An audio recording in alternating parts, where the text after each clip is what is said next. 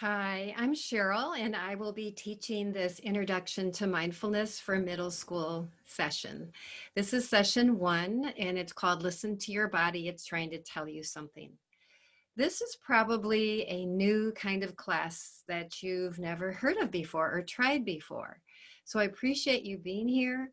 I appreciate you keeping an open mind and just trying it. Mindfulness can be really helpful for lots and lots of people, but it isn't for everyone. So you get to decide if it's for you or not.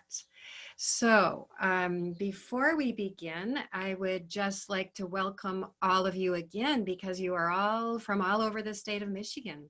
That's one thing that has happened through all of this sheltering in place and taking lots and lots of online classes, which I am so thankful so many of you have decided to join because I know you spend a lot of time on Zoom and other online platforms.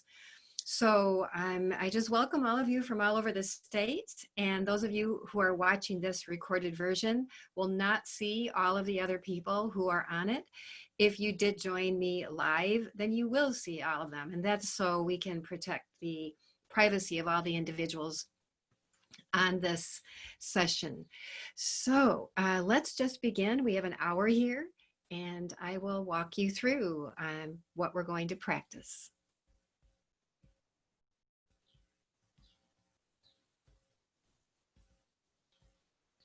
All right. So as I mentioned, this is learning to listen to what our body is trying to tell us. Middle School Mindfulness Session 1. And you'll notice right away that there's all kinds of pictures here of different body states. And it's kind of obvious when you see all of these different body states, just what their body looks like. But so often we don't even pay attention to what's going on in our own bodies because we spend so much time in our head. So mindfulness is all about paying attention to the sensations that are happening in us. Before we get started, I imagine you all could probably teach the class on how to use Zoom, probably even more so than me. But I just don't want to take it for granted that you know what you're doing. So first of all, please have paper, pencil, or the handouts.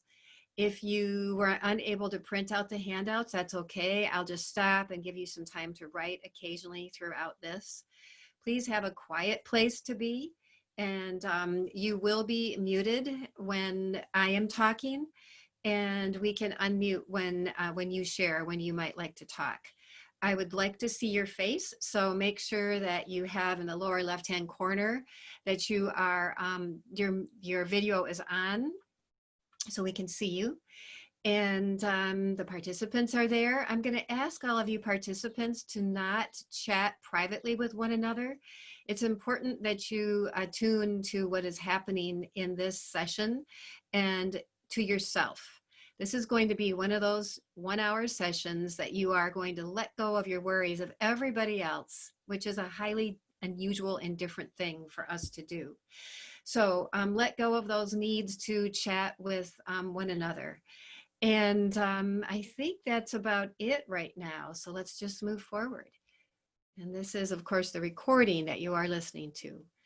Let's begin, as we will, each of these 3 sessions with a moment to just come and calm down. Whatever your day has been like, whenever you are watching this, I have no idea how your day has gone for you or how this whole time has gone for you. So this is just a moment to quiet, to go within, and to try this. So I'm going to use this Hoberman spear to get us started. And this is going to be one of the mindfulness techniques or breathing techniques that we will learn and we could practice. So I drop into your body, which means that you're sitting upright. Your feet are on the floor. Your hands are on your lap. And you close your eyes. We'll begin by breathing in, and you can count even to breathe in 2, 3, 4. Breathe out 2, 3, 4. Breathe in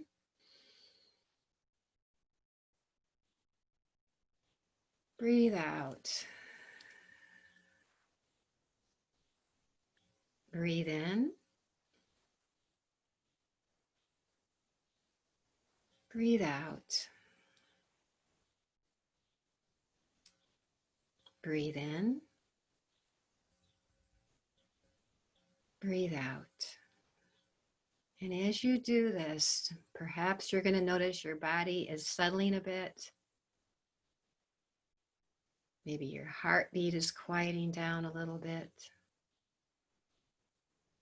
You can just notice what's happening as you breathe in and as you breathe out. And one more breath in and out. You can take a moment just to look within and just see, how did that feel for you? What did you notice? And then go ahead and open your eyes.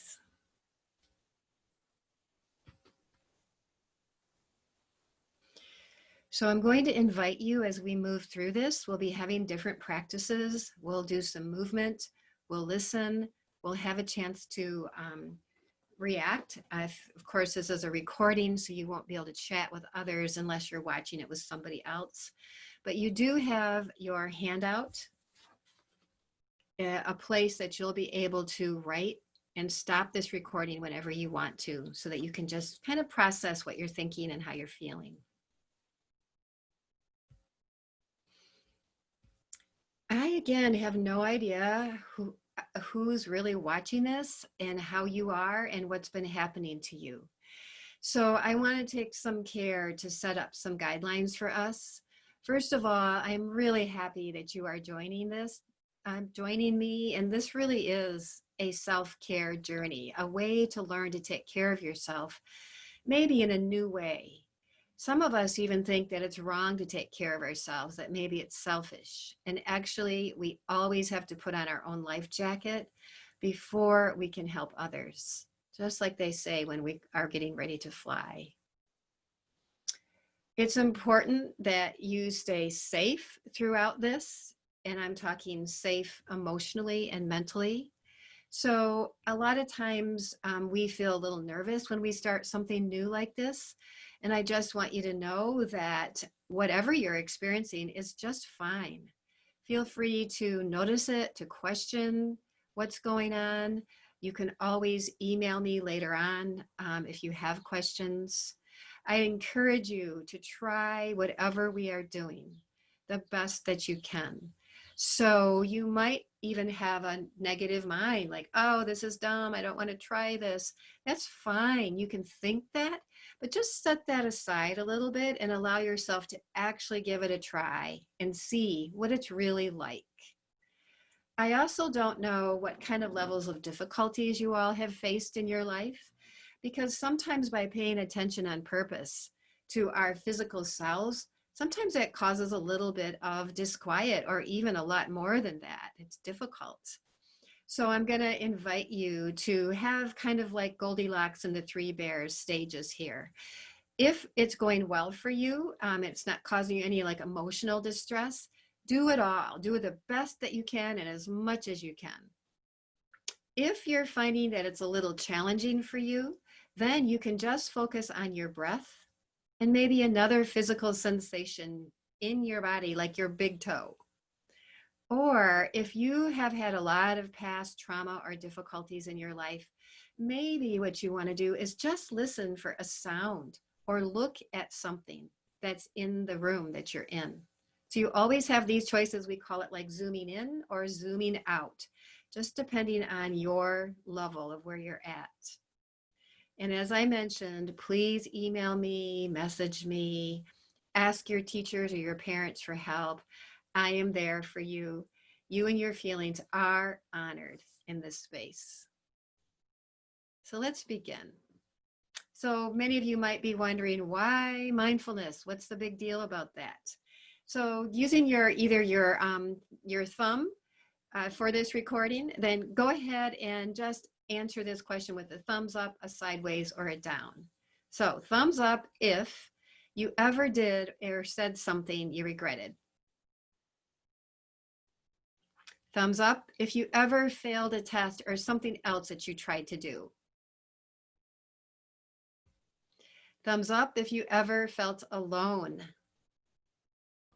Thumbs up if you've ever felt like you were unliked or unloved, people didn't understand you. And thumbs up if you've ever felt mad or sad or frustrated. Now, if we were in a group together, you would notice that everybody put their thumbs up or raise their hand for every single one of these. And that's because we're all human. We all have these experiences. Lots of times when we're teens, we feel like we're the only ones that have ever done these kinds of things, but actually everybody, because we're all human. Everyone's experienced this type of thing. Mindfulness is really helpful in trying to balance out and to get out of our judging mind in our head and try to experience physically. That's what this whole session is about. What are the physical sensations associated with some of these feelings and thoughts? Mindfulness does many things. It's a science that's been studied for 30 or 40 years now. It's become a really big deal.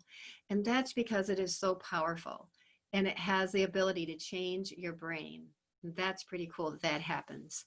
So we know that it increases your resilience, your ability to try and solve problems, because you know that you have some tools when things go wrong for you and that you can use them, and that gives you more confidence, which gives you the ability to try again and maybe try bigger things.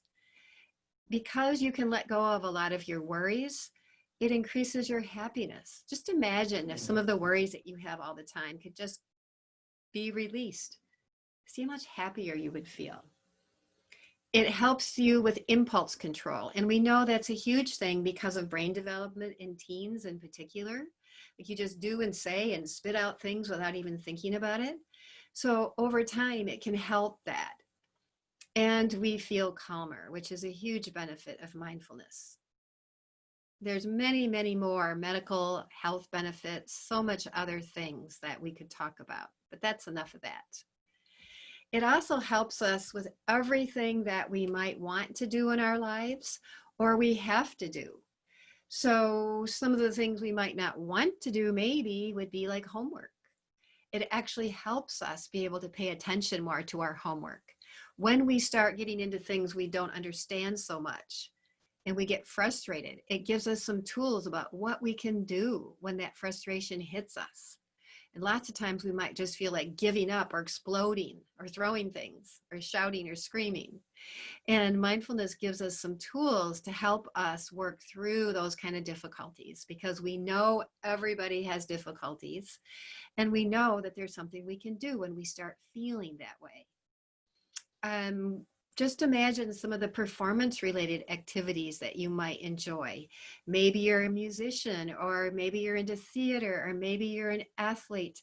Maybe you have to get up and talk in front of other kids in the class. And for some kids, that's just the worst thing in the world that you could ever have to do. And you get so nervous that you forget what you're going to say.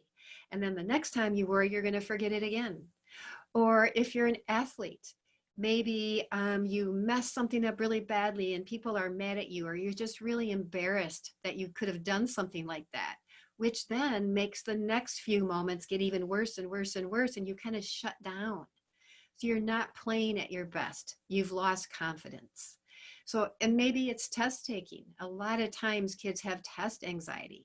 Once you've had trouble with that, it just seems to snowball out of control. And mindfulness helps kind of calm that down and gives us some tools for how we can work with that.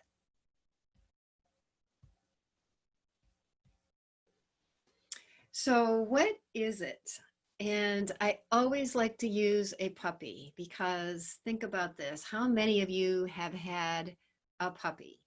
And kittens work, but I have to say that puppies are the best examples. And I always bring along this little guy, puppy, but that puppy there is much cuter. Mindfulness is paying attention on purpose with patience, kindness, and curiosity. and non-judgment. And I use that puppy there because we all know that puppies are so cute and adorable and lovey, and you just want to love them up. They're big bundles of love. But if we do not take the time to train that puppy and teach it that it's not okay to bite things or tear things up or go to the bathroom in the house or to jump all over people or dig big holes everywhere or bark everywhere, if we don't take the time to train that puppy, it grows up into an out of control dog. We are not in control of that dog. The dog is in control of us. And that puppy is much like our mind. Our minds can be trained, but if we don't train them, they run out of control and our minds make up all kinds of stories, and then we start believing those stories. And so by bringing some mindfulness into there, we can train our mind to pay attention on purpose. And that's not always the easiest thing to do, as you're going to discover. So we try to be patient, just like training a puppy. We try to be kind to ourselves, just like we would with a puppy. And rather than judging, we try to be curious. We try to be curious why things are the way they are.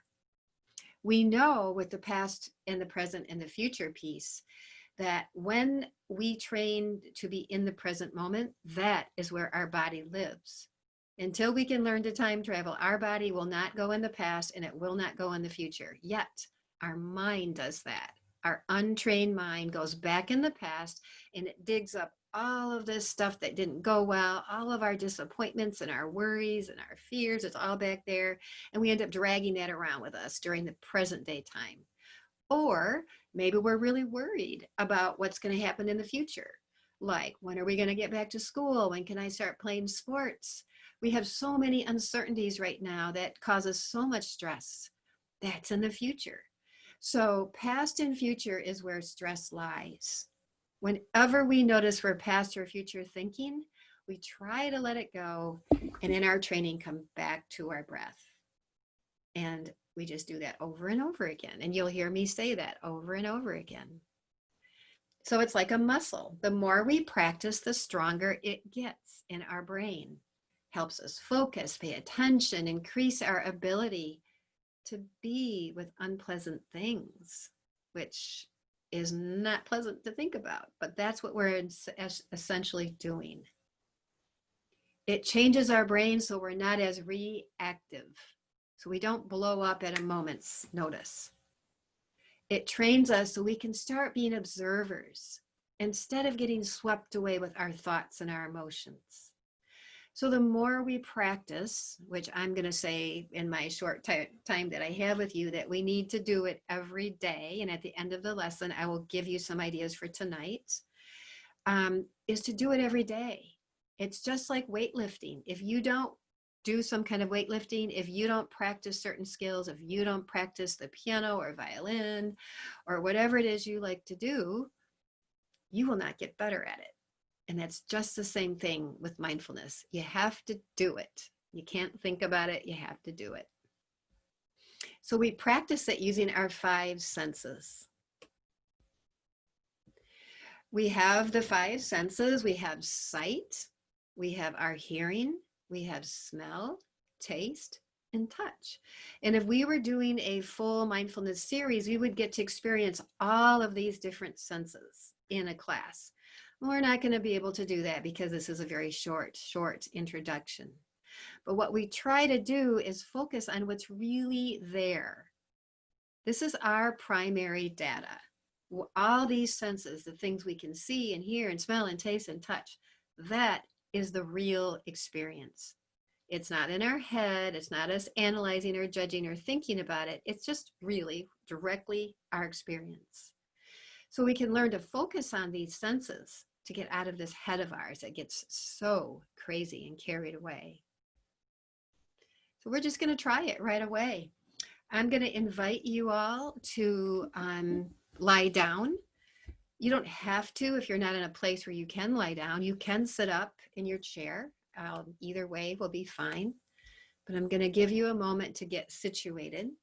And what you're going to do for maybe about 5 minutes is just simply listen to me as I guide you through what's called a body scan. You're just going to be curious and open, noticing any sensations that you're experiencing in your body. Remember, taste, touch, sight, hearing, all of that stuff. You're just going to notice it. There is no right or wrong way to notice this or for this experience to be. You just simply get out of your own way and you notice what your body's telling you. So I'm going to use the bell to get us started and to end, which is a traditional way of practicing mindfulness. So you should all be settled in, whether you're sitting up with your feet on the floor or you're lying down. I will end the session with the bell as well. Let's begin.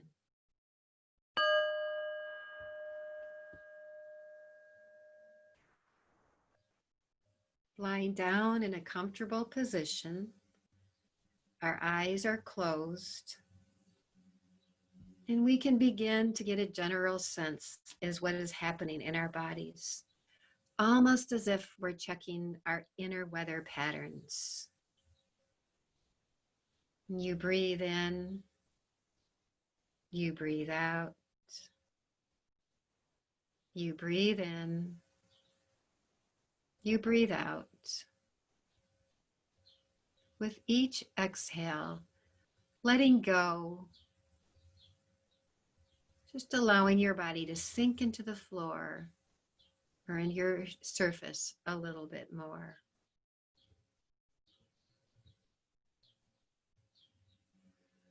You can notice if there's any agitation, calmness, happiness, sadness, pain. Whatever is noticed, we can be aware without needing to change any of it. Just breathing in and breathing out.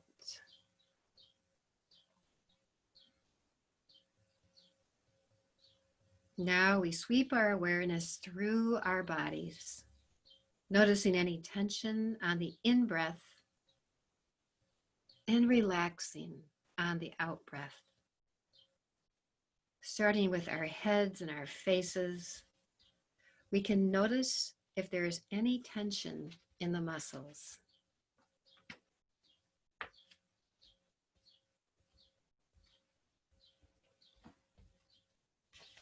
We can notice the tension. We can tighten the muscles a little more while breathing in, and then letting go of the tension with a big sigh on the exhalation.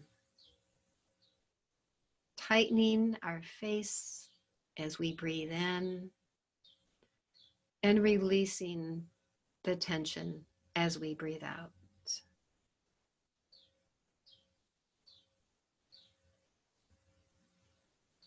Then we can move in to check our neck and our shoulder muscles. As we breathe in, we can tighten our neck and our shoulder muscles. And as we breathe out, we can release and soften. Checking for tension on your in-breath of your neck and your shoulder muscles. Noticing any tension, tightening a little more, and then releasing with your exhale and melting the muscles into the ground on your out-breath. Breathing in, breathing out. Now go ahead and tighten your arms with your next inhale.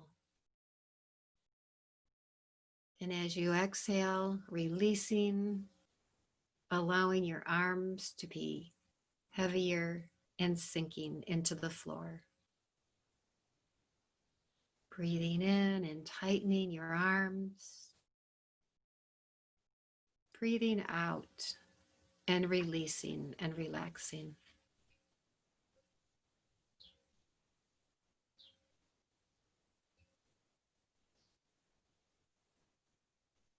Now move your attention down into your belly and your back. As you breathe in, you can notice any tension there, any tightness. And as you breathe out, you can relax and release that tension.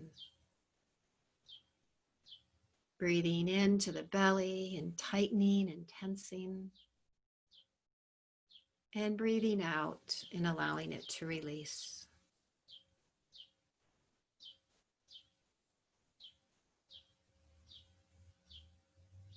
Now moving into your legs. As you breathe in, noticing any tension in your legs. And as you breathe out, relaxing that tension. Breathing into your legs, tightening. And breathing out, releasing.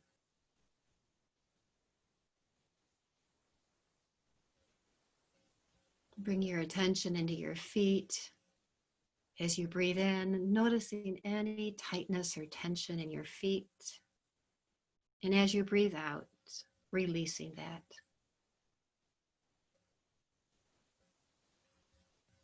Again, noticing your feet, breathing in and tightening your feet. And as you breathe out, releasing, relaxing. Nice long exhales as you let go of that tension and tightness. Breathing in. And a long sigh as you breathe out. And now, breathe in and tighten your entire body, feeling that tenseness and tightness. And as you breathe out, letting it all go in a nice long exhale sigh.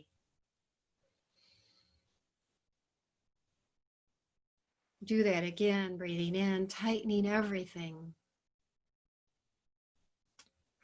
And then when you're ready to exhale and let it all go, releasing.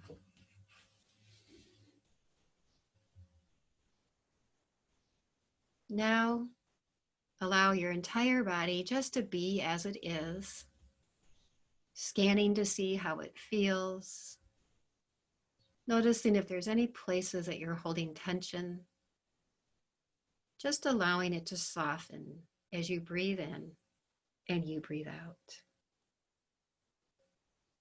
In a moment, I'm going to ring the bell. I'm going to give you a moment to reflect on what this felt like to you and what you noticed in your body.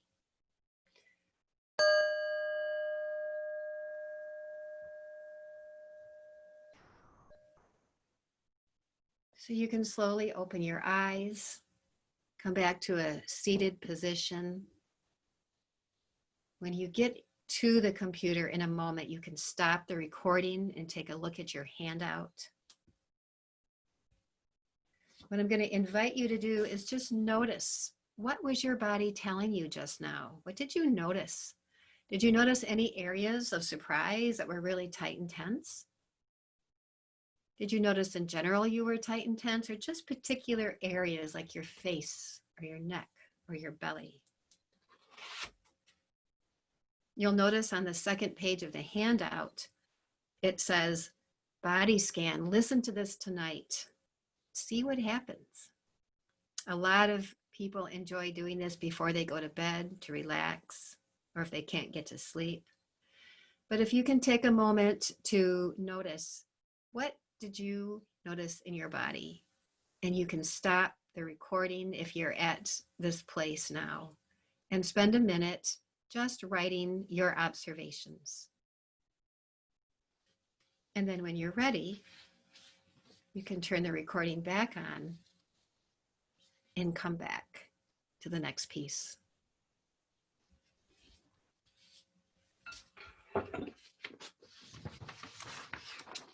All right, so we're back with it again. We are doing this theme of noticing our body and what it's trying to tell us. Often we'll notice that there is a lot of tension or a lot of stress, or many of us are trying this because we do have a lot of tension and stress and we don't know what to do about it. So we just tried doing the breathing. Hoberman helps calm our body. The body scan gives us information about what's going on in our body and helps us relax a little bit. And now we're going to do something called shaking. And shaking is actually kind of fun. And again, if you think back to the dogs, you can see what dogs do sometimes when they get up and they've been lying down a while, as they shake their entire body from their head to their tail. And they do that just to shake everything off that's been going on. And we as humans really don't do that very much, but we can do that. And it's a really helpful way. In fact, science has proven more and more how important movement is for your body. So I'm going to invite you to stand up. And if you don't want to be in front of, well, this is a recording, so I guess you don't have to worry about being in front of the camera. We're going to just do some practice here. So what I'd like you to do first is just with your inhale is tighten everything up. So breathe in, tighten, tighten, tighten, tighten. Hold your breath. And when you breathe out, let it go. And I just want you to just relax, just let everything get kind of noodleish. And when you breathe in, tighten again. Exhale. And we're going to do that again. Tightening everything. And exhale. And do it again.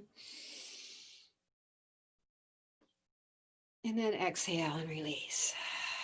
And we can even kind of just shake our arms around a little bit.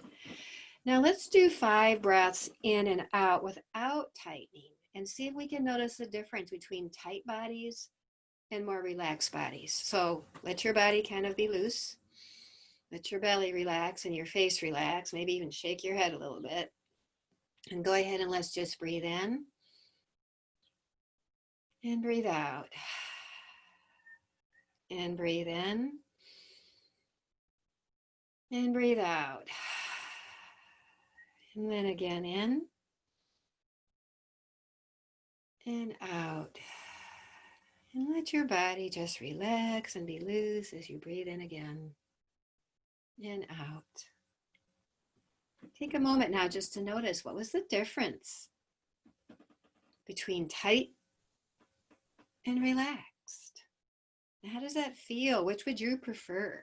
To be tight or relaxed? And in mindfulness, we often, instead of judging our sensations, like saying good or bad or right or wrong, we often just notice them as unpleasant, neutral, or pleasant. So some of us might experience this tenseness as unpleasant, not feeling so good. And relaxing might feel pleasant or neutral. So you can notice the difference between that tightening and that relaxing.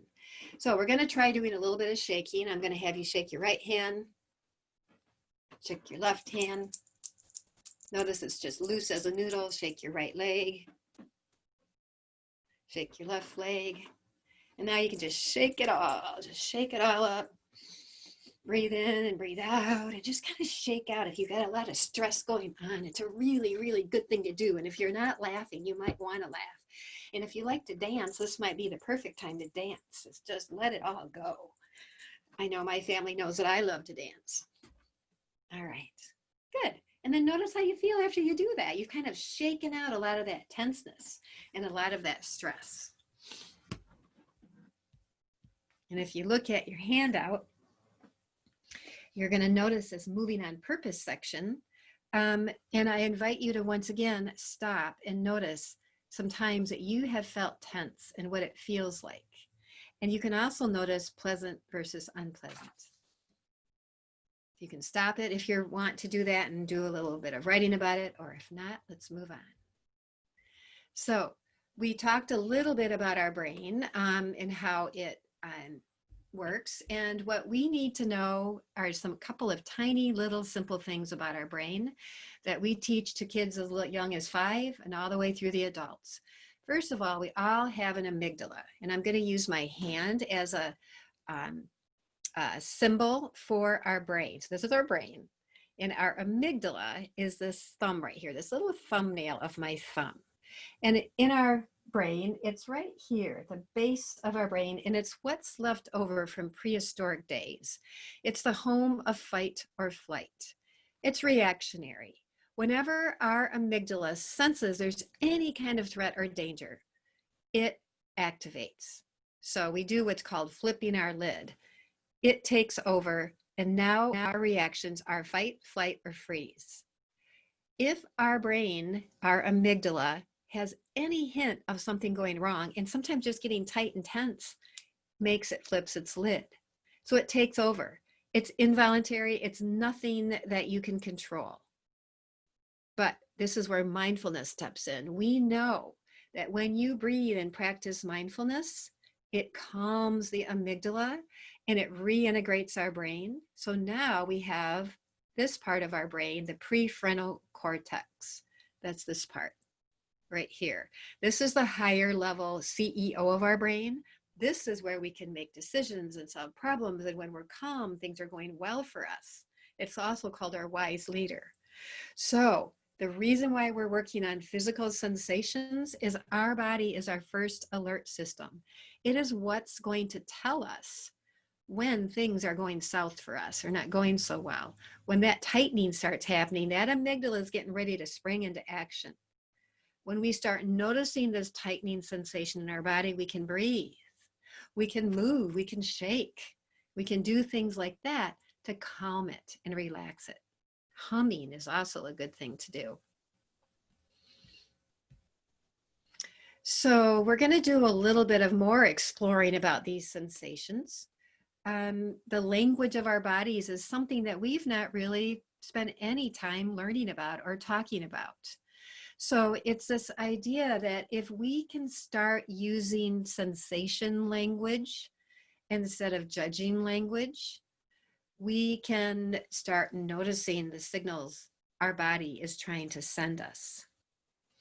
So this is important to know because our brain is tied into this and how our whole system interacts. Our body, our emotions, our minds, all of it's all tied together. So here's what I'm going to have you do. This is another practice for us. I'd like you to be sitting up straight again with your feet on the floor, and your eyes are going to be closed for a bit here. And with your eyes closed, I'd like you to raise your hand up in the air.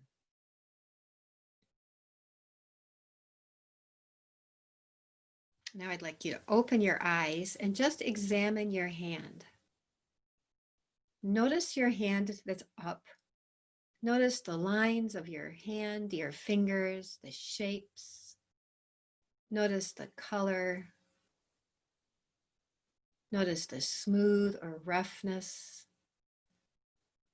You could even start noticing any sensations. So just notice that and really examine both sides of your hands. Okay, once you've got a good handle on that, you can see your hand and you know it's there. Let's close our eyes now and see how that changes.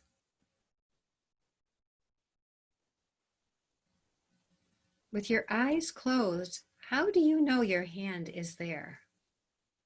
What physical sensations are letting you know that your hand is there? Be curious. Observe. Just like a puppy would be curious.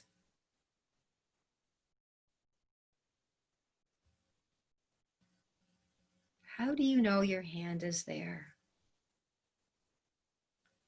All right, open your eyes. You can put your hand down. Some of you might have been thinking, well, I can feel it. So what do you feel? Maybe you feel tingling or pulsing. Maybe it's hot. Maybe it feels dry or weak or trembly. Those are sensations that we can describe to help us understand sensations that are present with us. And when your hand was in the air, would you label those, any of those sensations, pleasant, unpleasant, or neutral? That's all you need to do is just start noticing, pleasant, unpleasant, neutral. No right or wrong answer. Once again, just how did you experience that? How did you notice that?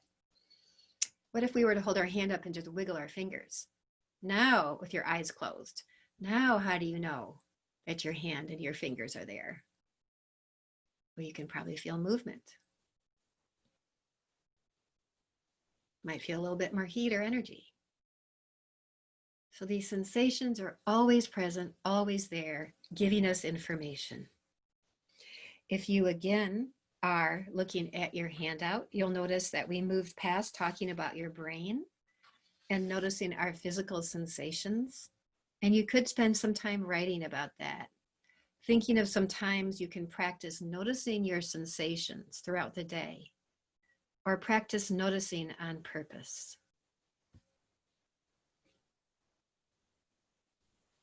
So I invite you to turn this off for a moment again,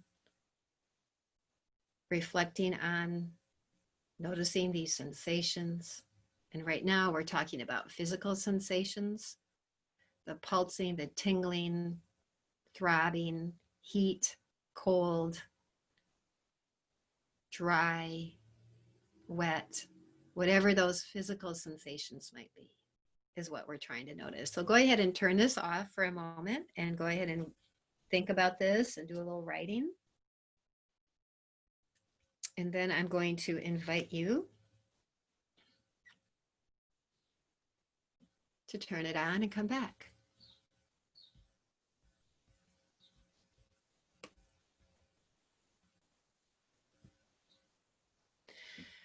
So we're coming to another piece of this, the end actually of the class, this end of us trying to notice physical sensations.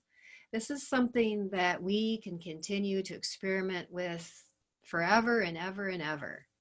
You can experience mindful eating, where you take a grape or a raisin and you examine it from all sides, and you smell it, and you listen to it, and you taste it, and you eat it slowly. You really pay attention on purpose. You can experience nature, which all of us have that going on for us right now, where we can be outside and we can use our sense of hearing. Right now, I hear birds chirping. I hear some cars. We can use our sense of sight. We can smell outside, flowers or whatever we're smelling. We can move mindfully. Those are different kinds of sensations, like when we were wiggling our fingers, or when we were noticing our body scan with tightness and tenseness. So when we can start noticing all these sensations that are happening in us, we have some choices present. Our body is our first alert system. It tries to tell us information if we would just listen to it. So take a moment to check in and see how you're feeling right now. Maybe think about anything you might have learned at this point. Again, we did the Hoberman breathing. If you don't have one of these, you can just breathe in and out to the count of 5. Breathe in, breathe out. You can listen to a sound. You can do a body scan. You could do some shaking or moving. You can pay attention on purpose. So we're going to try, I'm going to invite you, you'll be turning this off and doing this for about 15 minutes to try writing a haiku. Now, I imagine you've probably done this at school. The first line is 5 syllables or beats, like an old silent pond, 5 beats. The second line is 7 syllables. A frog jumps into the pond, 7. The third line is 5 syllables. Splash, silence again. So we have 5 beats or syllables. This is a poem written by Basho Matsuo. Haikus are usually based in nature, which is a beautiful mindfulness practice in itself, just being outside. So here's what I invite you to try to do, and I would love for you to share this with me or with the rest of us tomorrow. So you're going to go outside to a spot, and you're going to sit. And you're just going to sit, maybe set your timer for 5-10 minutes. Just sit in silence. Just sit there. and soak up all of the surrounding area using your senses: sight, sound, smell, movement. And after you've spent at least 5 minutes of just sitting and observing and watching, then you can start writing whatever comes to your mind, just whatever it is, just write, free write. And then once you've done that free write, you can go back and you can take a look and see what jumped out at you. Literally, it might have been a frog or a mosquito or a leaf or a twig or a bird or whatever it is that caught your attention. And just play with it a little bit, and don't spend a lot of time doing it. There's no perfection asked for here, but go ahead and just see if you can't get 5 syllables, 7 syllables, 5 syllables. And that's that.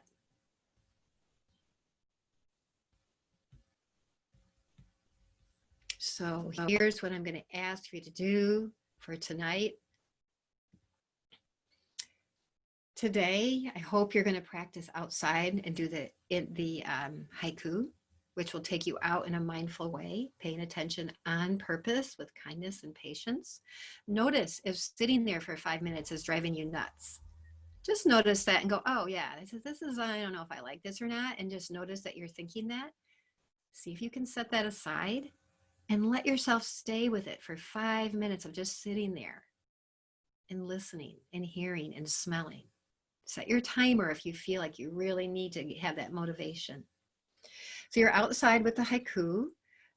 Maybe you're going to spend time today noticing any tenseness or tightness that you have. And when you notice it, just relax it and breathe. Listen to the body scan tonight. If you go to my website, I will make sure that I've sent that to you along with this recording. There is a body scan on there, and see how you like that. And again, just noticing tightness and tenseness as you go through your day, just observing it. No need to judge it or anything like that. And this is on your handout as well. Practice today, pick 1 or 2 and give it a try. And we'll close today with this poem. Tomorrow's an egg that hasn't hatched. Yesterday is a bird that has flown, but today is real. Here, now, this minute, the true wings. So we are at the end of our session today. I have about 15 minutes clocked in here, but given all of the time, I hope that you've spent stopping and doing some writing and doing some reflecting. It'll probably be more than an hour, I'm guessing. At the end of the handout, you'll notice it says your thoughts about this lesson. When you're all done with it, what did you think? What did you learn? How did you react? What did you notice? Maybe there's one thing that jumped out at you. Whatever that is, just notice it without judging it. Just be curious with it and let it be there. So I'm going to stop this sharing, come back so you can see me. I can't see you, unfortunately. And I hope that you have a good day. I hope you have a mindful day of paying attention on purpose. Hi, welcome back to Middle School Mindfulness Session 2. Congratulations for coming back for the second session. I hope that there were some things, maybe just one thing that you learned that was beneficial to you. So we have a lot to talk about today, and it seems I always run out of time before I'm done, so I hope I do make it in the hour. This, of course, is the recording. If you are watching this, we are going to begin, and you can make sure you're in a quiet place with your handouts or paper and pen and things to write with. Okay, so let's begin.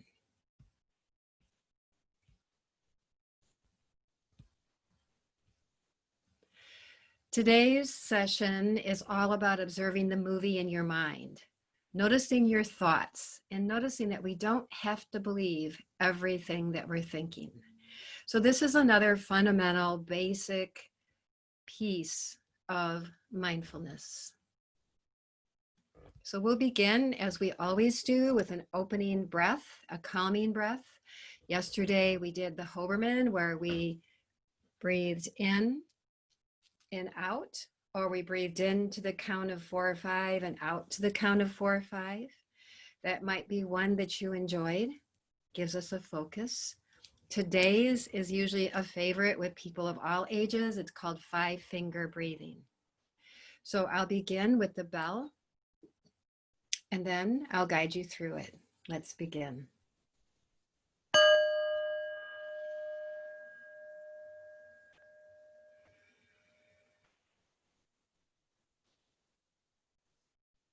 All right. Holding one hand up and getting your pointer finger out. You are going to use your senses as you breathe in, up your thumb, and you breathe out, tracing down. So as you breathe in, notice the sensations of one finger tracing the other finger. So as you breathe in, you notice maybe the softness, or maybe even a little bit of tickling. You notice the temperature. My fingers are shaking a little bit for some reason. And then we do that again. You breathe in and out and in and out. You can say to yourself, in and out.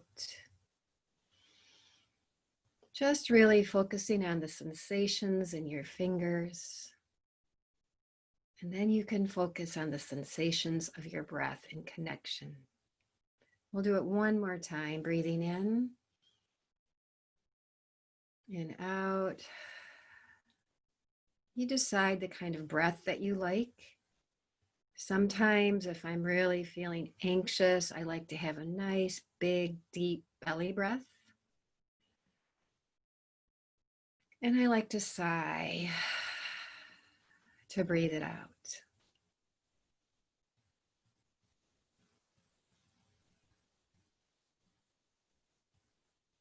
Take a moment to see how that felt to you.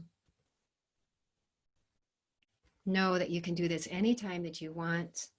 Even if you're at school or at public places, you don't have to hold your hand up. That's just to learn. You can have your hand in your lap as you trace your fingers and you breathe. It's that whole idea of paying attention on purpose as you feel sensations in your body and you breathe.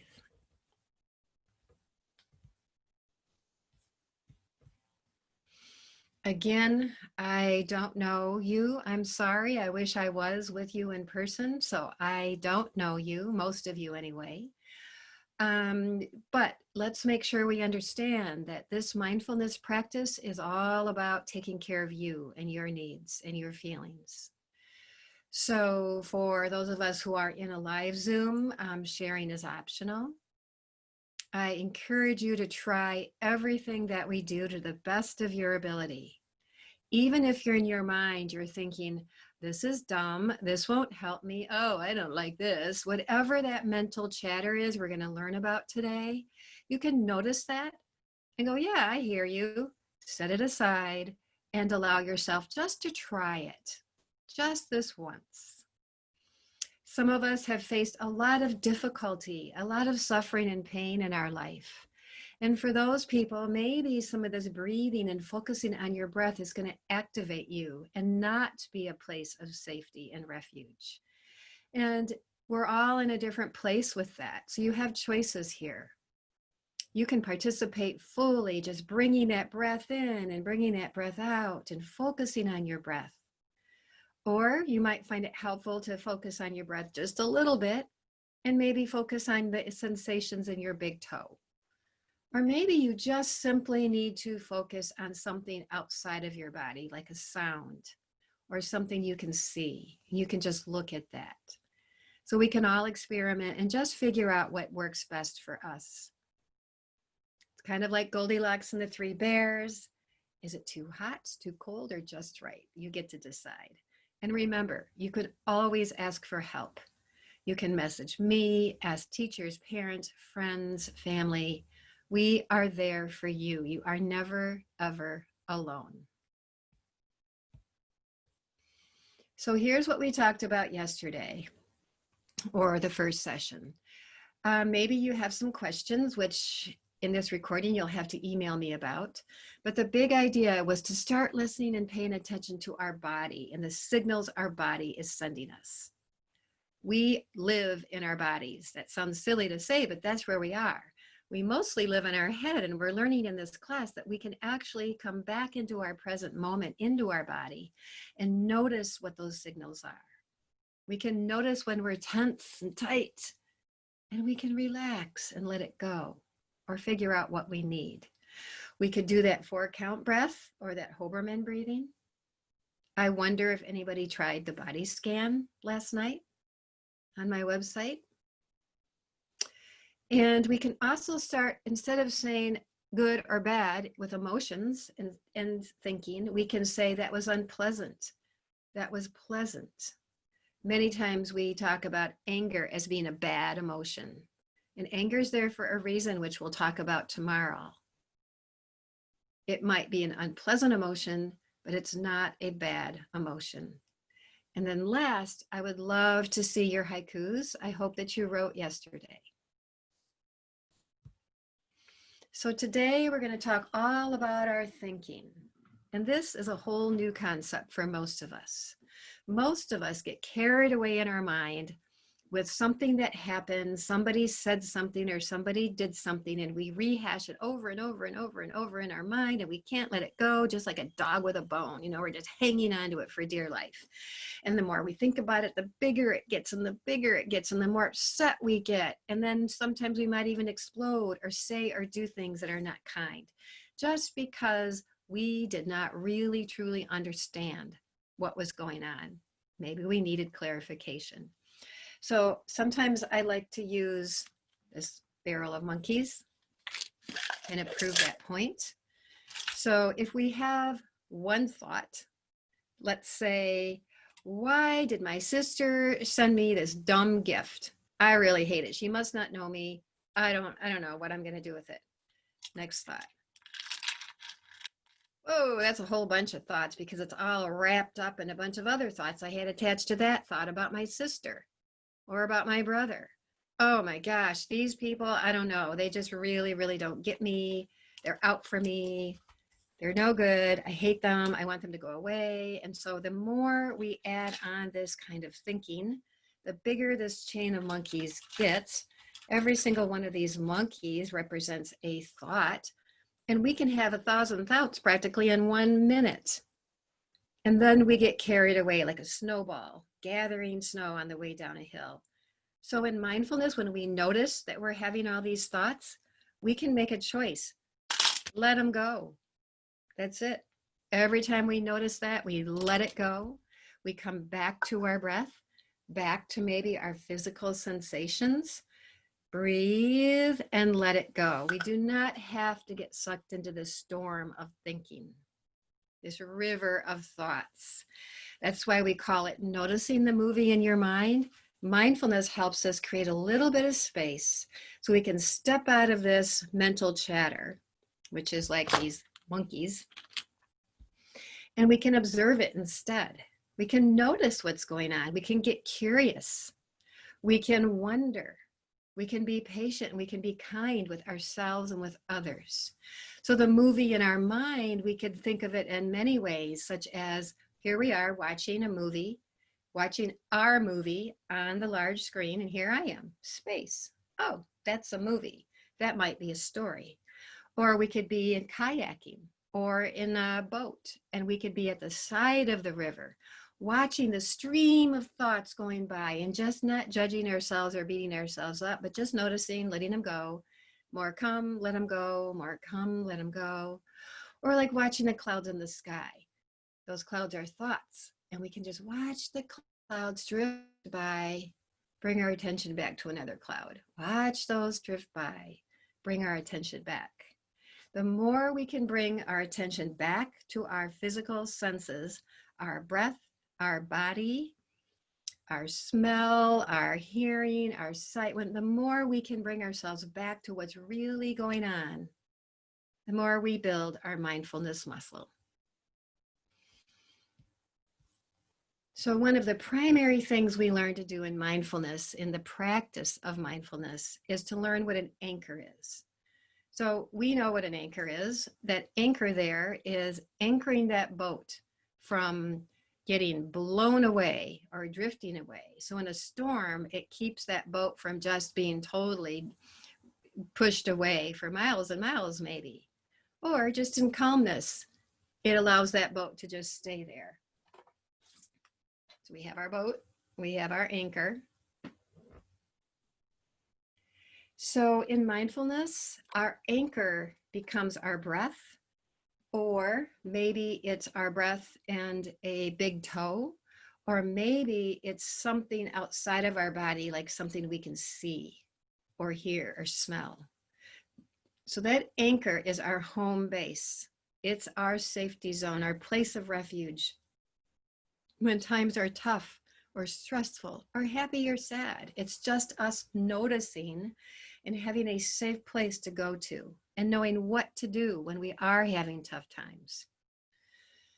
So as I said, if focusing on your breath causes you discomfort, try focusing on your foot or a sound in the room.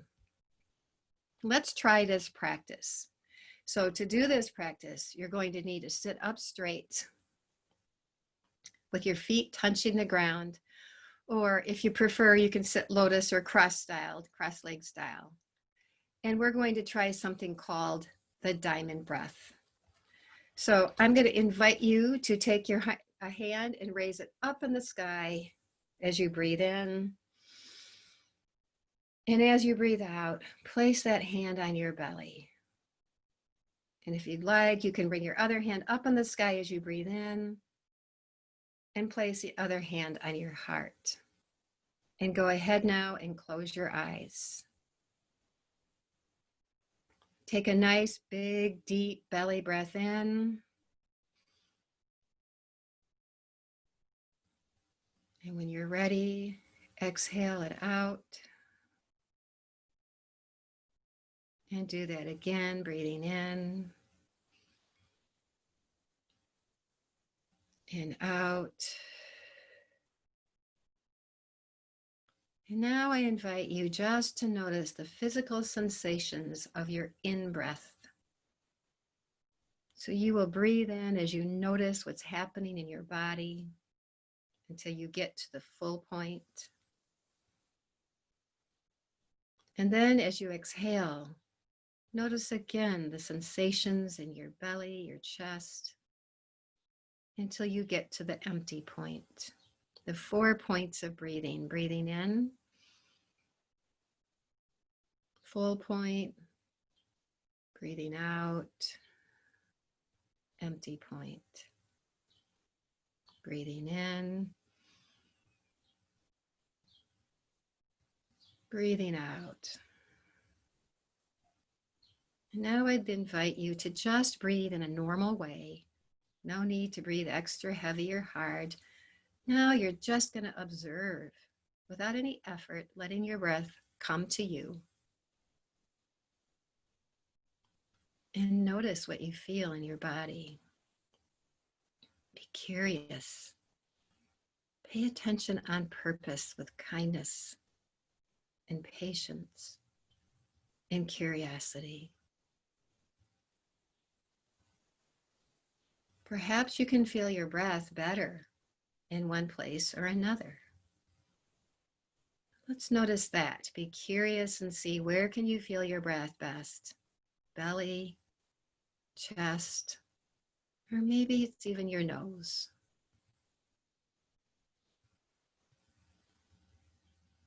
Breathing in, breathing out. You might notice that you have lots of thoughts right now. If you noticed you're thinking, you just had a moment of mindfulness. When you notice your attention has drifted away, you can bring your attention back to your anchor breath, feeling the sensations of your breath as you breathe in and out, almost like the gentle rocking of a boat, in and out, up and down.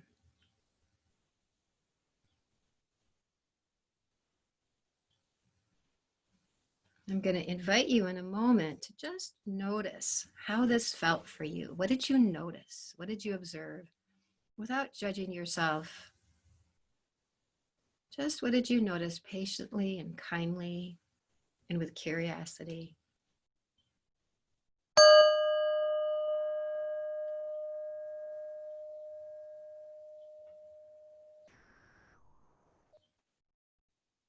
So I'd like you to open your eyes and take a look at your handout. You can stop this in a moment and you'll notice that it says anchor breath. And under that, at the bottom of the first page, it says mindfulness practice using the diamond breath, and explains how to do it. And on the second page, it asks you to say, what did you notice? Was this easy to focus on your breath? You can say yes or no. Where did you feel your breath? Did you feel it belly, chest, nose? And when could you use this kind of breath throughout your day? So take a moment to think, when throughout your day do you experience stress or difficulties or even boredom as a form of stress? And how could you use this? So stop this recording for a moment so you can answer those questions, and then you can turn it back on when you're ready.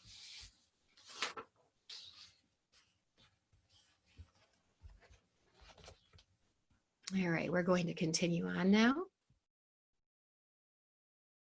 Again, I invite you to take a look at this, what you wrote. What did you notice during the diamond breath?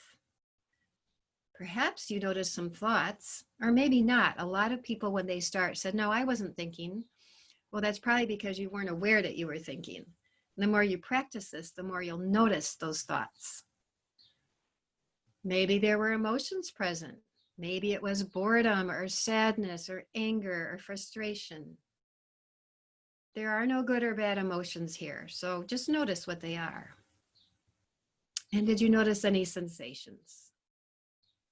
You used your breath as an anchor breath. Every time you notice your attention wandered, you just gently brought it back to your breath, or if you prefer, a sound in the room or something you can see in the room.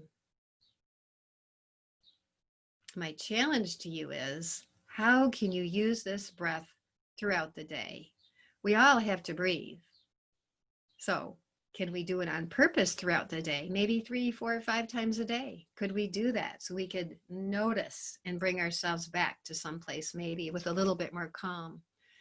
And you'll notice these race cars, and I often, in other longer sessions or series, I often use a series of pictures here. But these race cars, as you might have guessed, represent our thoughts, when our thoughts are just crazy, airborne, all over the place. So we've sat a little while. Let's stand up and we'll do some mindful movement. If you'd like, just make sure you have space. It's not going to be a lot of movement, but just enough so you can move. So I've mentioned before, and I'm just going to move a little bit as I talk to get ready, and you can too, that practicing mindfulness is good, but it's not by itself in a vacuum. We do need to be able to move, especially when we have strong thoughts or strong emotions. We need to honor this idea of shaking it out or moving it out or wiggling it out or whatever we need to do to get out the really strong parts so we can bring some calm to our amygdala. Once that's settled down, we feel calmer, our prefrontal cortex is back. Then we can bring some of this stuff in. So let's try this. There's something called mindful movement, and that's what we're going to practice right now. Shaking we did yesterday is not really mindful because we're just all over the place with it, and dancing maybe, maybe not. This is mindful movement. So I invite you just to lean forward as you breathe in, And then bring yourself up on both toes and breathe out. And breathe in up your toes and breathe out. And then come back down again and maybe rock backwards as you breathe in. Rock forward as you breathe out. Rock back. Rock forward. And sometimes I just like to breathe visibly. You don't have to. You can breathe how you want. But sometimes I just feel that's really stress releasing. So we've done that. Let's try rocking this way. Breathing in this way, breathing out. And in a way, this is just kind of comforting. It's almost like we are in a boat, that we are being rocked. When we were really babies, little babies, that's always very soothing to babies. Not that we're babies, but still feels good. Now let's try doing just a titch of yoga here, some balancing. So right away, you might notice in your thoughts going, oh, I can't balance. I'm going to fall over. This isn't going to work. Just notice that. Try it anyway. What if you fall over? All right, so what I want you to do is bring all of your weight into your left foot as you breathe in. And as you breathe out, lift your right foot up off the ground a little and breathe out. And just go ahead and breathe in and breathe out. If you'd like to help yourself, you can bring your hands out.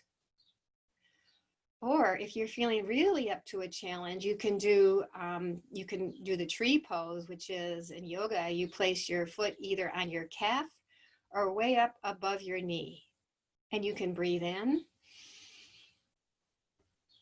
and breathe out. And you send your roots deep into the ground like a tree or a mountain.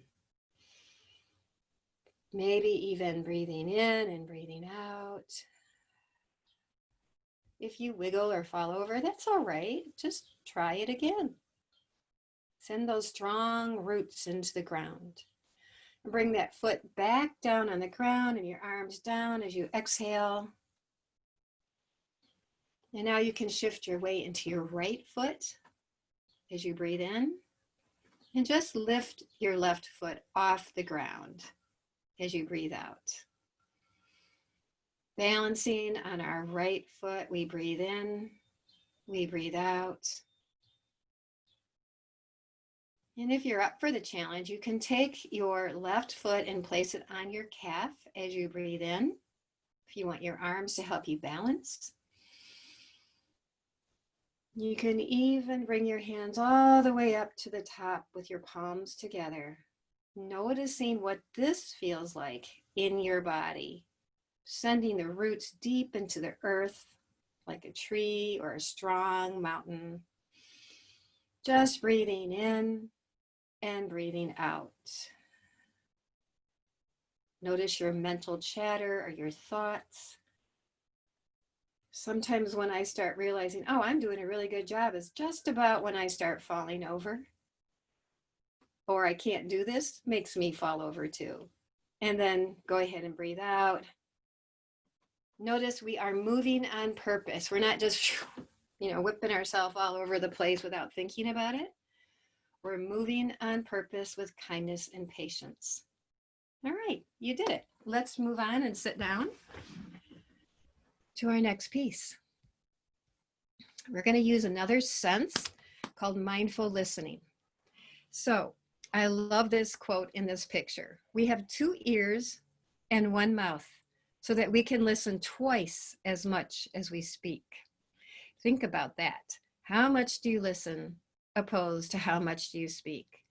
We often are programmed to either be really good listeners or really good talkers, but sometimes it's a challenge to balance those out. So let's practice mindful listening. So I'm going to do a series of 3 sounds for you. I'm going to have you get in your mindfulness position with your feet on the floor or your legs crossed, sitting up straight and your eyes closed. And I just want you to keep your eyes closed and see if you can figure out what you're hearing. So take a breath in with your eyes closed and a breath out, and let's try it.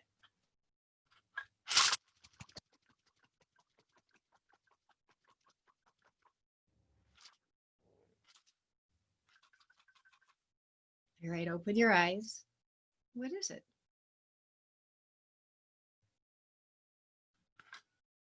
It is simply a tube of pickup sticks that I rattle.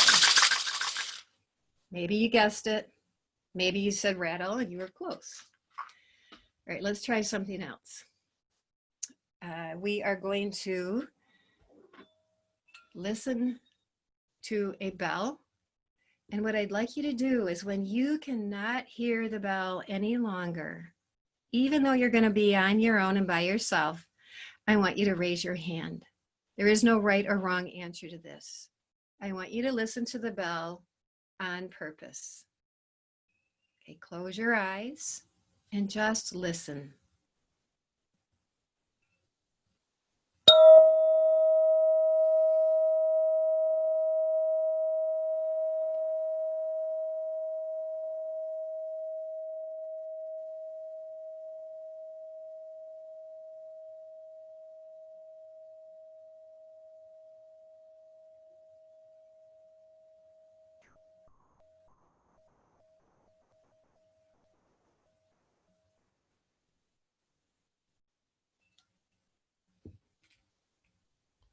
All right, you can open your eyes.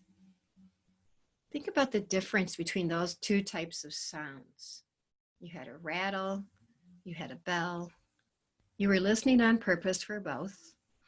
I wonder how easy or difficult that was to listen. Did you notice thinking? Did you notice thoughts?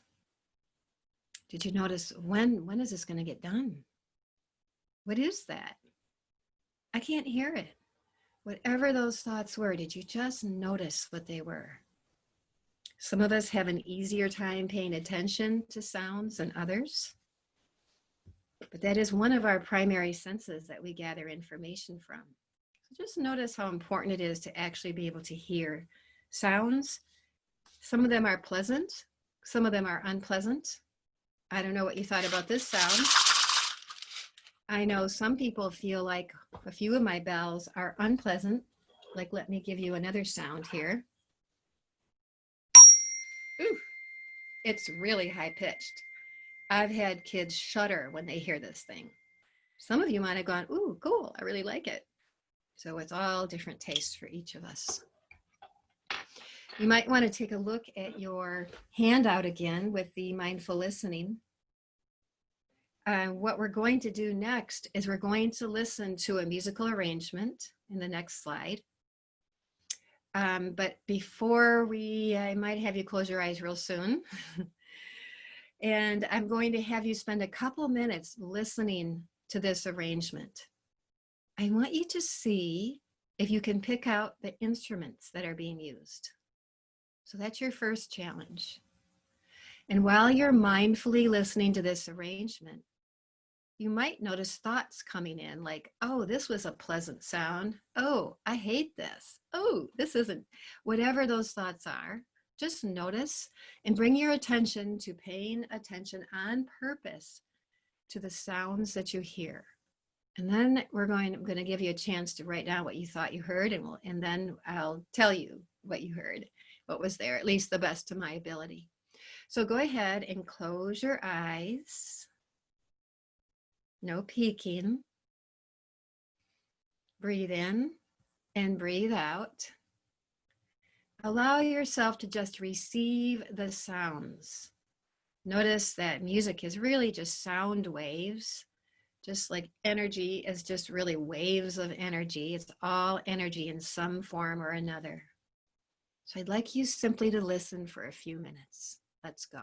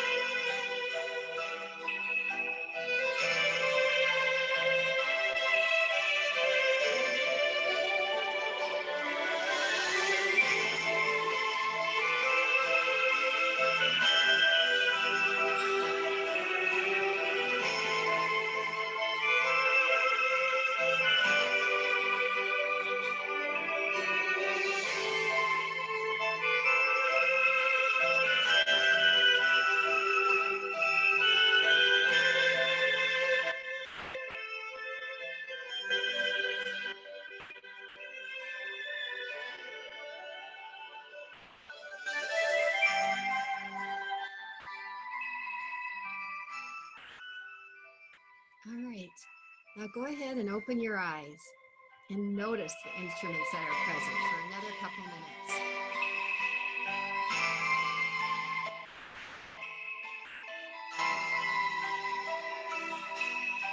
Be aware of any thinking, judging, impatience, dislike, appreciation, sensations in your body.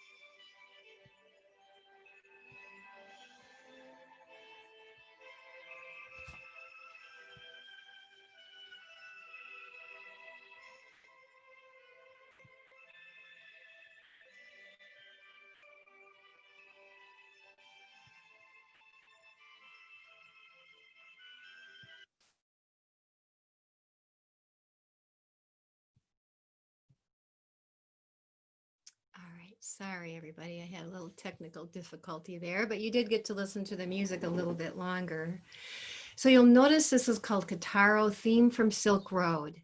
Interesting note on these people, and you can notice they're older. They were actually friends of the Beatles, the famous band that your parents knew about and maybe you've listened to too, and they've done multiple arrangements with them and lots of famous other people throughout the world. So you are free to just notice whatever you experience with that. But what I'd like you to do in the recording is to go ahead and take a look at what instruments you thought you heard. So go ahead and write those down. You're going to stop this in a moment and then notice and answer the prompt. How could this kind of listening be used in everyday life? What would happen if you listened on purpose throughout the day? How would things change for you? Also, you can notice your thoughts. What kinds of thoughts did you have with this music? You might have gone, oh, look, don't like it. Or you might have gone, ah, that's really soothing. At the right time, that felt good. It's okay, whatever your thoughts are, but noticing your thoughts is important. That's what I want you to notice. So you're going to stop this. And we'll start it up again in a moment for the next piece. All right, your next challenge is going to be in your handout. You're going to see on, I think, the third or fourth page, a bunch of boxes with dots. And that's the best I could do with the dots, with the format that I needed to use. Here's your challenge. And I will have you turn this off for a few moments until you're ready to begin again. You see 9 dots. Notice my dots are really not dots, but different shaped circles. So bear with me on that. Your challenge is to draw 4 straight lines through all 9 dots without lifting your pencil from your paper. Please try to complete the puzzle to the best of your ability without looking at the answer. All right, turn this off and go ahead. Give yourself some time to try to figure this out. We'll stop this right now.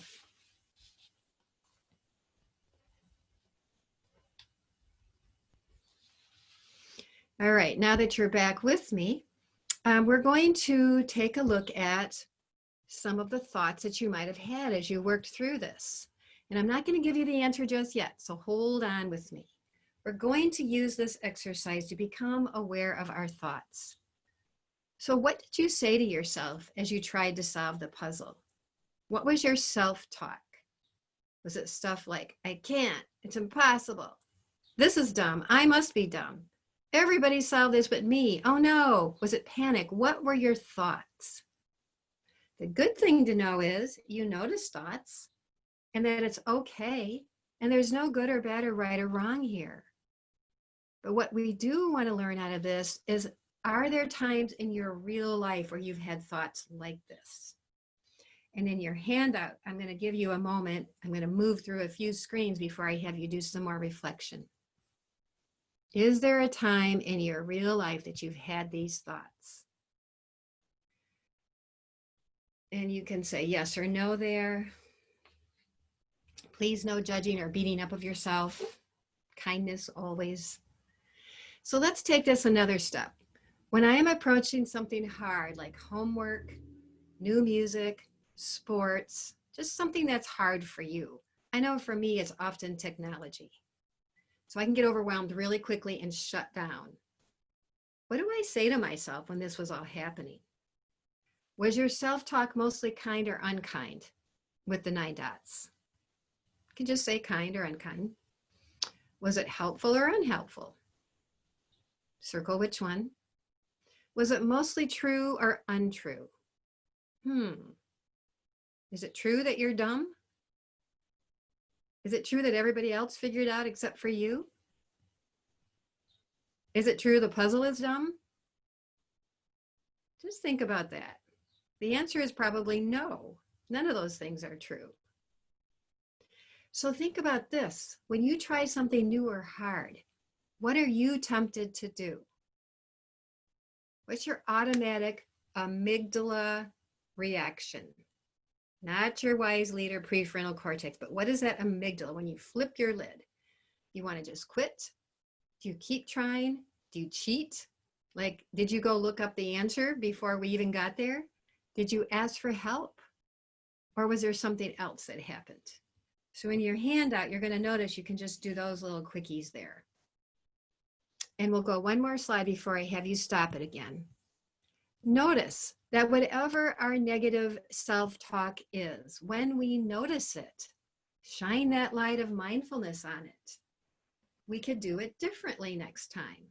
When we start noticing this whole monkey line of negative thinking, we can let those monkeys go, those thoughts go. And we can remember, oh, I could notice this. I could be kinder to myself. I could have more patience. I could be curious. Maybe there's some other way to solve this. Maybe I need a break. Maybe I need to breathe. Think of that puppy when it's learning. Think of when you were small and when you got so frustrated and your mom or dad comforted you or somebody comforted you. This is like a do-over. So we can do that whenever we start noticing these thoughts. We can, first of all, just let them all go right back. And if they come back again, we can let them go again and can replace it with kindness, which is something we're going to work on in a moment. So now you can turn this off if you need to have a little time to write and reply, thinking about how do we treat ourselves when we struggle, when something's hard? What does that amygdala want us to do? Give up, quit, yell, scream, throw things? What is happening in this mind of ours? Is it helpful? Is it kind? Is it true? These are all things you can think about as we work through this. All right, let's resume. Here's the answer. So I don't think you're going to be able to see me, but wherever you start on one of the points, you could just trace down, across, over, and then down. So it looks like that arrow. And if you got that, congratulations. I did not get this. But then anybody in my family knows that sometimes game-like things are not my forte. And I just know that. And so it just is the way it is. All right. This is coming towards the end of our piece. Well, actually, we do have a little bit longer to go. But we're going to read this poem. And like with many poems, it stands for something. And for a lot of kids, notice your amygdala and notice you're thinking right now. You're going, probably groaning, going, oh no, I hate poems. Because sometimes they stand for things and we just don't get it. So let's see if maybe you get this. If not, we'll walk through it. So it's called Autobiography in 5 chapters. Chapter 1, I walk down the street. There is a hole in the sidewalk. I fall in.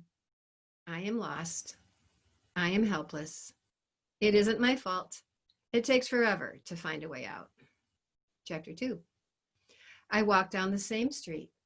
There is a deep hole in the sidewalk. I pretend I don't see it.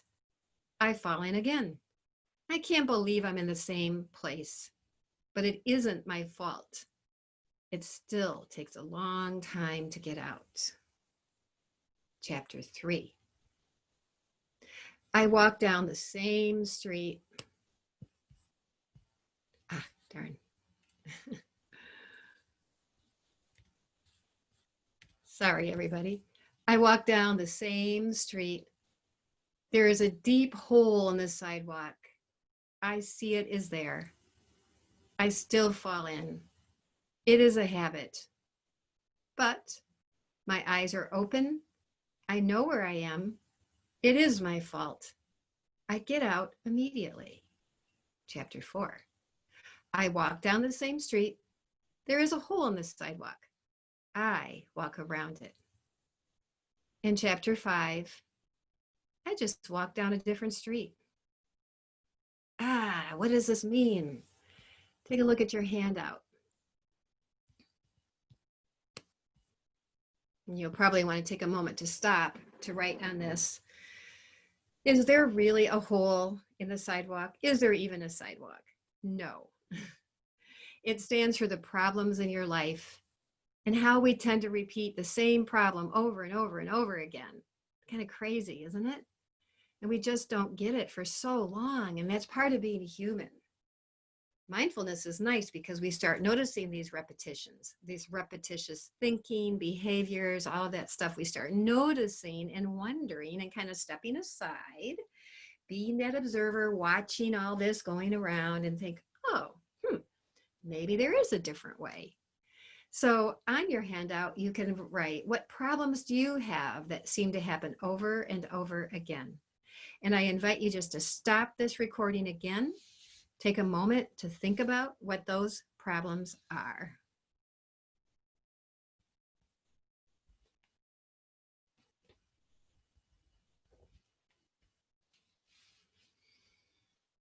You're looking for what your holes are, your problems that just seem to happen over and over and over again. And it is in your handout. So we'll resume. I'd like you to move into looking at your handout or up here on the screen. Here's what other kids say about their common problems. Siblings. All right, so we've all been kind of locked into place for a long time here, so tensions may be high. Maybe there's a lot of teasing that goes on, a lot of fighting, like one up. Yeah, but you did this, but you did that, but you did that, or get back at, or revenge. I mean, sibling, it's difficult.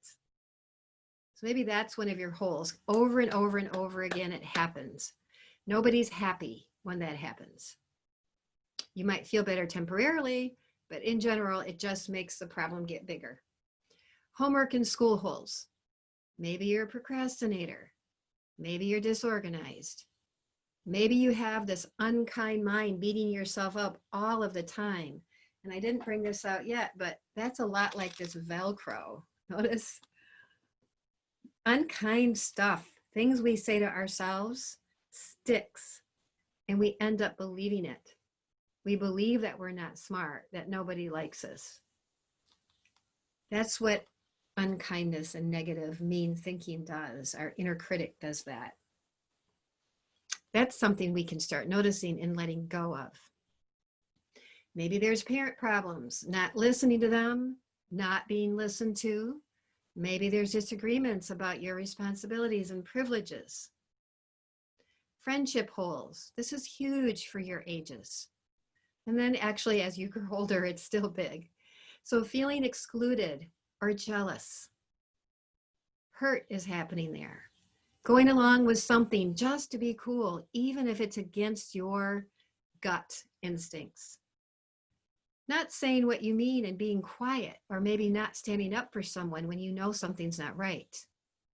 And just being mean, saying mean stuff. Another one is risk holes. And this is probably more typical for kids a little older, but again, I don't know you, so this may be typical in your life. Drinking or using drugs as a way to kind of stuff the pain away. Driving really fast or unsafely. Stealing, fighting. These are all common problems that kids have. Which ones are yours? Maybe some of this list made you think of some things. Oh yeah, that happens to me, that happens to me, that happens to me. And if you want, you can just circle some of these on your handout as well. Not to overwhelm you, because really you only want to look like at one or two things at a time. So notice how mindfulness can help you and your problems or your holes. Remember, when we can pay attention on purpose, we then can bring to light this crazy thinking, this getting swept away, the drama sometimes that happens in our heads. And then we start talking about it, and it gets bigger and bigger and bigger, or thinking more and more about it. When we start noticing that kind of stuff, even if it seems to feel really good in the moment, it's not helping you and it's not helping others. You can pay attention to that. You can let those monkeys go, let those thoughts go. Then you can be patient and kind and curious. Well, why am I hurt? Why am I angry? What was wrong there? What am I not okay with? What do I need to do? Is my amygdala in charge right now? Do I need to breathe and calm myself? Do I need to take a little time out for myself? Hoberman breath, the diamond breath. Do I need to walk or move or run? What do I need? And then we try to just let it go and move forward in a kind way. So we're going to finish today with these kind wishes. And often people feel like, oh, that's silly, you know, that's just for babies. Who does that? But actually, I think it would be cool to be a scientist or researcher who researches happiness and kindness, because there are people like that. And they know that the more we can fill our mind with kind thinking, with caring thoughts, with soft, gentle, positive, supportive thoughts, the happier we are. Imagine that. So remember, our Velcro mind really likes to look for, our amygdala is really into looking for danger, for looking what's wrong and what's not right, and blowing it all out of proportion. That's what our amygdala likes to do. We are programmed that way, to behave that way. So if we know this and we go through our life just looking for all the bad stuff, looking for everything that's going to go wrong, we're going to just really become unhappy people and believe all of that. So kindness was brought into the picture to counteract our negative bias that we have, our negativity bias, the way we're programmed as humans. So the kind wishes are a way of creating and planting seeds for happiness, and not only for ourselves, but for others. So we're going to give that a try. And we're going to see just what that might be like for us, our experience. So perhaps you can notice any kind of thoughts you have right now that maybe are making you go, I don't like this. This isn't good. I'm not going to do it. Maybe just put it aside. Let it be there. Think about this cute little puppy and how loving you like to be with your puppy or your kitten or somebody or something you really love. Put that thought there. So we're planting the seeds of kindness to balance out that negativity bias, that critical mind that we all have. So let's go ahead and close our eyes and breathe in. This will be our last practice of the day. We are almost to the end of this time period. And breathe out. And breathe in. And breathe out. And do that again. Breathe in. Nice big belly breath. Breathe out. And now just return your breath into a normal breathing pattern.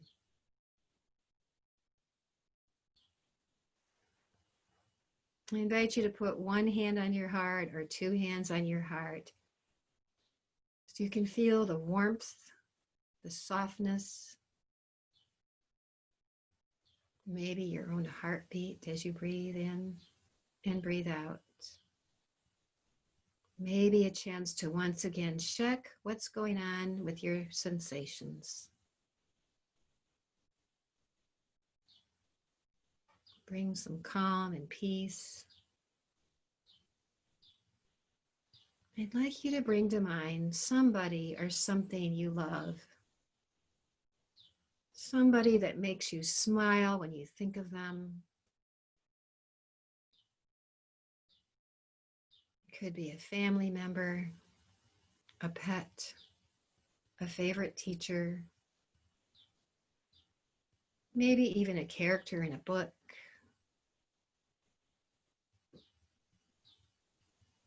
I want you to imagine them happy and smiling and relaxed.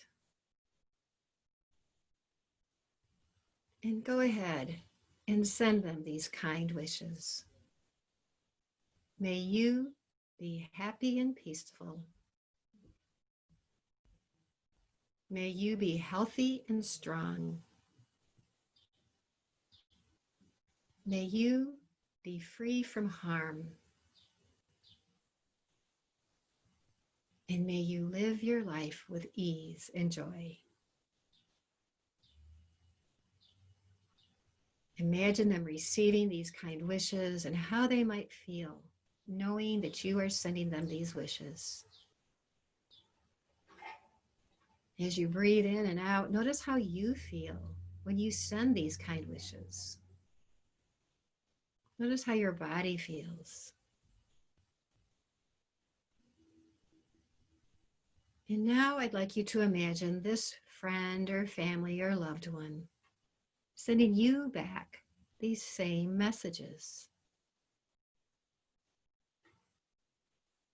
May you be happy and peaceful. May you be healthy and strong. May you be free from harm. May you be filled with peace and joy. Notice how that felt to you to receive the same kind wishes. Some of us are able to just soak that in and go, wow, that felt so good. Some of us might have been a little reluctant, going, oh, this isn't so easy to receive as it was to give. Whatever the case, you can just set that aside and continue those wishes whenever you want throughout the day. You can even send those wishes to people you know who are hurting or suffering or struggling. Take a breath in And a breath out as you put your hands in your lap.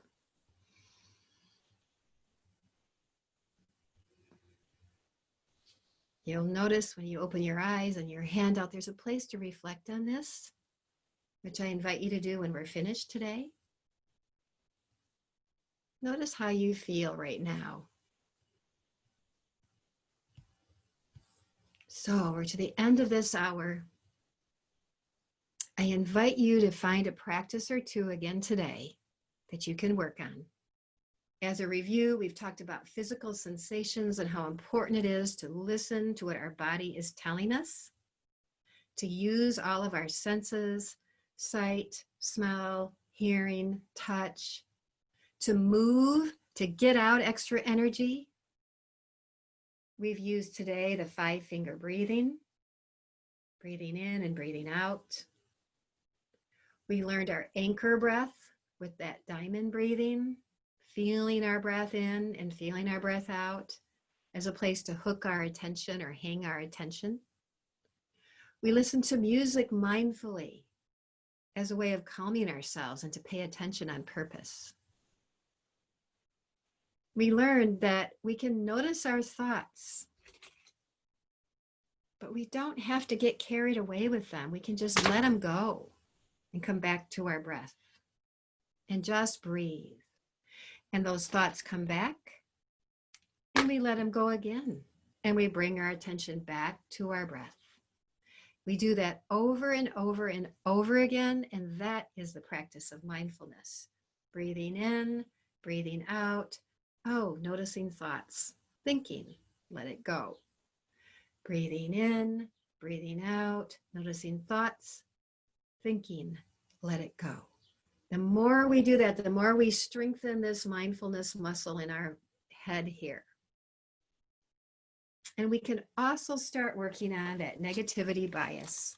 Notice the thoughts that are harmful to us and others, that are unkind and untrue. Noticing that, letting those go, and telling ourselves it's okay. Replacing that with a little bit of a hand on a heart and a little bit of kindness for yourself and for others. So I hope that today you learned something that was helpful for you. I really challenge you to practice one of these things. You could even bring the body scan back in again if you like that for tonight. You could do that every night if you like. You can notice sensations every day. You can pay attention on purpose throughout your day. Usually there's at least one thing that I teach that makes sense to people that they can try. So take that one thing that works for you or you think might work for you and give it a try tonight. So we are finished for today. I thank you for being with me once again. Please spend some time today being kind to yourself, taking care of yourself, finishing your thoughts. Maybe you want to go listen to some music on your own. Maybe you've got some favorite music that you just love and you sing with at the top of your lungs. Or maybe you want to go dance somewhere. Allow yourself just to do what feels good and have a really good day.